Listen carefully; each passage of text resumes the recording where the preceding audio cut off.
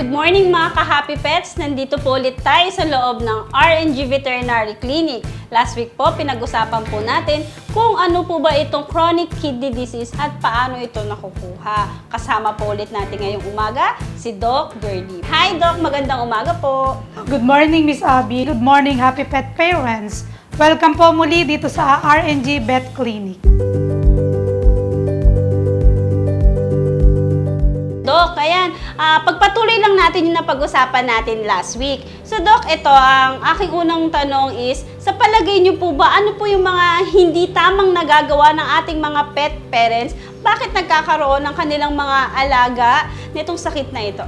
Okay, bilang kasing mga par parents, natutuwa tayo pag sila ay kumakain ng masaya, di ba?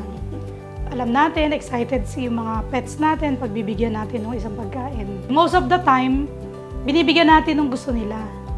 So, yung iba, bibigyan ng maraming atay, bibigyan ng maraming beef. Ang hindi nila alam, sila yung nagbibigay ng toxins doon sa katawan ng aso. So, dapat talaga i-balance yung food or yung diet ng ating mga alaga to avoid CKD.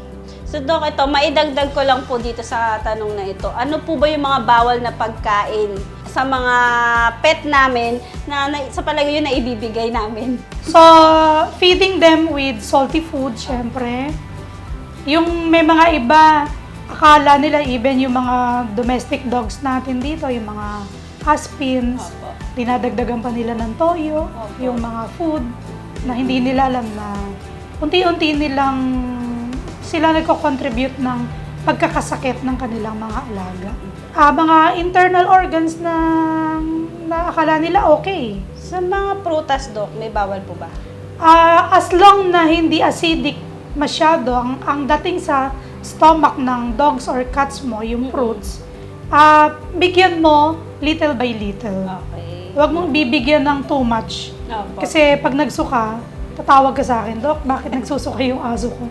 Pinakain pala ng maraming mangga, o, diba?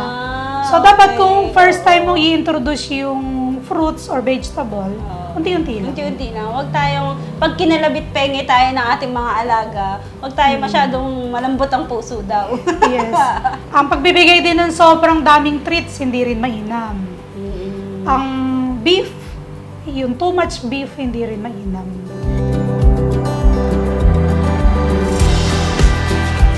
So, paano nyo po nadadiagnose itong sakit na ito?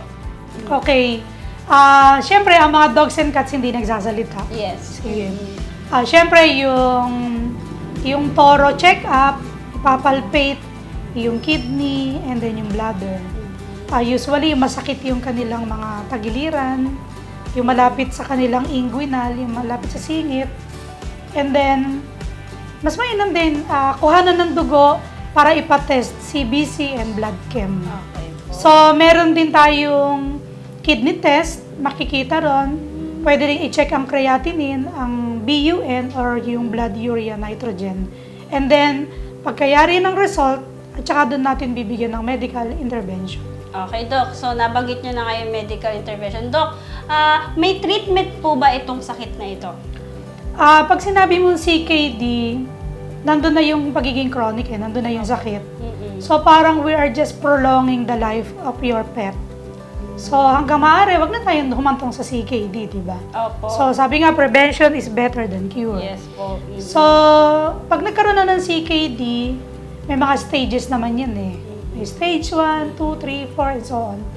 So, pagka meron ng CKD, meron tayong mga ilang support. Yung pagiging alkaline ng ihi, kailangan maging acidic.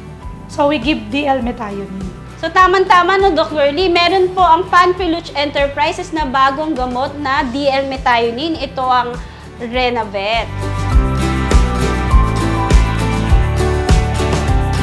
Dito sa Pulilan, Bulacan, kamusta ang case ng CKD sa inyo? Sad to say na marami ang nag-abuse ng feeding of those cheap dog food or cheap cat food na abuse.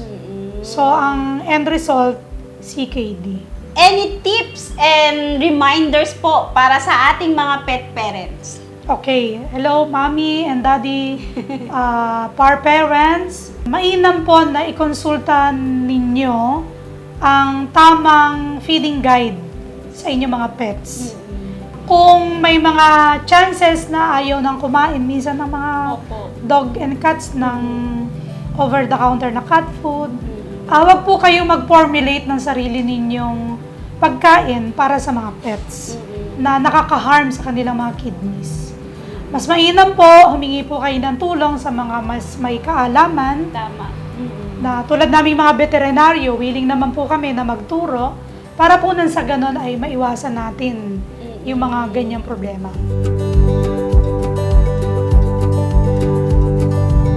Thank you so much, Doc Curly. For sure, napakarami natutunan ng ating mga pet parents. Thank you din, Miss Abby. And thank you, Happy Pets.